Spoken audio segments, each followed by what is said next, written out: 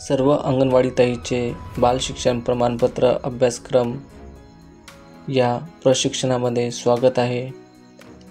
आपल्या rice together या चॅनलला सबस्क्राईब करून घ्या, जेणेकरून नवनवीन व्हिडिओ आपल्यापर्यंत पोहोचत राहतील। आतापर्यंत आपण घटक संच 6 मधील दुसरा घटकमधील दुसऱ्यापर्यंत पोहोचलेलो होतो।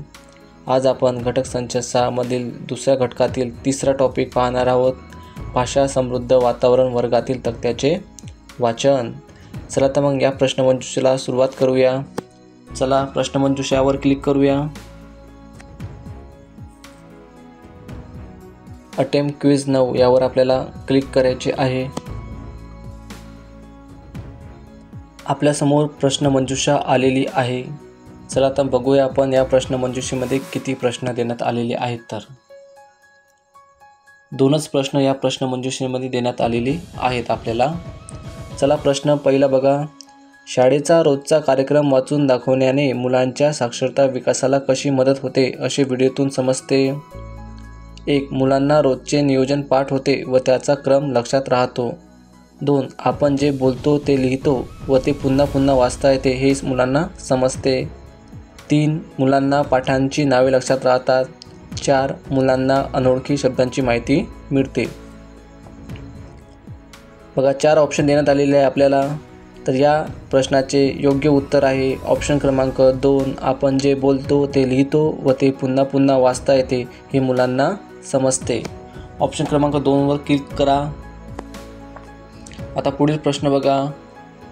मुलांना नियोजन तक्ता वाचून दाखवत असताना ताईंनी मुलांचा सहभाग घेण्यासाठी काय केले पाहिजे? हा प्रश्न तुमच्यासाठी आहे, अंगणवाडी ताईंसाठी। किंवा मुलांना नियोजन तक्ता वाचून दाखवताना तुम्ही काय कराल किंवा मुलांचा सहभाग कसा घ्याल? तर या प्रश्नाचे उत्तर आपण बघूया। त्यापूर्वी आपण ऑप्शन वाचूया। ऑप्शन क्रमांक 1. पूर्वानुभव जोडणारे प्रश्न विचारले, नवीन शब्दांचे अर्थ समजावून सांगितले, मुलांकडून काही गोष्टी परत म्हणून घेतल्या, दिलेले नियोजन मुलांना वाचायला सांगितले। या प्रश्नाचे उत्तर आहे पूर्वानुभव जोडणारे प्रश्न विचारले। ऑप्शन क्रमांक 1 यावर आपल्याला क्लिक करायचे आहे। दोन्ही प्रश्नांची उत्तरे आपण दिलेली आहेत। आता आपण सबमिट या बटनावर क्लिक करूया।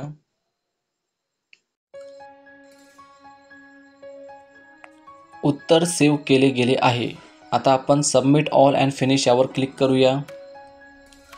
त्यानंतर सबमिट या बटनावर क्लिक करूया। बघा आपल्या दोन्ही प्रश्नांची उत्तरे अगदी बरोबर आलेली आहेत। आपण बघू शकतात प्रश्न क्रमांक 1 असेल त्याचा ऑप्शन आहे ऑप्शन 2 आणि प्रश्न क्रमांक 2 त्याचा ऑप्शन आहे 1। अशा प्रकारे आपण ही प्रश्नमंजुषा सोडवलेली आहे। व्हिडिओ आवडल्यास व्हिडिओला लाईक करा, चॅनलवर नवीन असल्यास चॅनलला सबस्क्राईब करायला विसरू नका, कमेंट्स करा, इतर सहकाऱ्यांना शेअर करा। धन्यवाद।